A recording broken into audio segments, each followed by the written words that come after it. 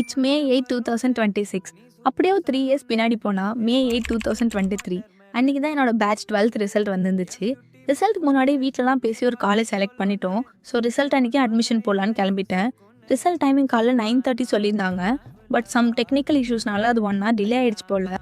But அது எனக்கு தெரியல. நான் போறவெல்லாம் என்னடா இன்னும் ரிசல்ட் வரல ரொம்ப டென்ஷன்லேயே தான் இருந்தேன். அப்புறம் 10:15 போல ரீச் ஆயிட்டு அந்த காலேஜ் வாசல்ல ஒரு கம்ப்யூட்டர் சென்டர்ல தான் நான் ரிசல்ட்டே பார்த்தேன். நான் உண்மையாவே ரொம்ப நல்ல மார்க் தான் எடுத்திருந்தேன். But I am not completely satisfy with the mark. But என் அப்பா என் கூட வந்திருந்தவங்களாம் என் மார்க் பார்த்து ரொம்பவே சந்தோஷப்பட்டாங்க.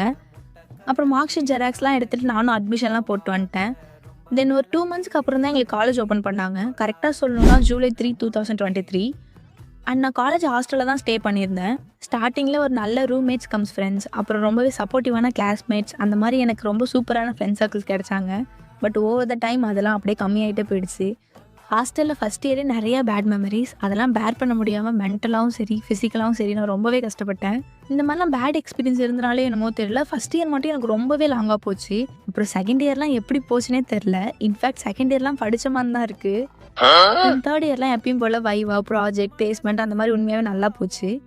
அண்ட் இப்போ மே 7, 2026 தான் என்னோடய ஃபைனல் செம் எக்ஸாம் எழுதினேன். அந்த எக்ஸாம் எழுதி முடிக்கும் போது எனக்கு இதெல்லாம் ஒரு ரீகேப் மாதிரி வந்துட்டு போச்சு.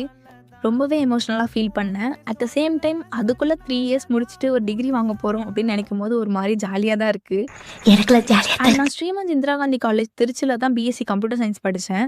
3 இயர்ஸ் எப்படி போச்சுன்னே தெரிலன்னு தான் சொல்லணும். Stay tune guys, bye. மறக்காம சர்ப்ரைஸ் பண்ணுங்க. தேங்க்யூ.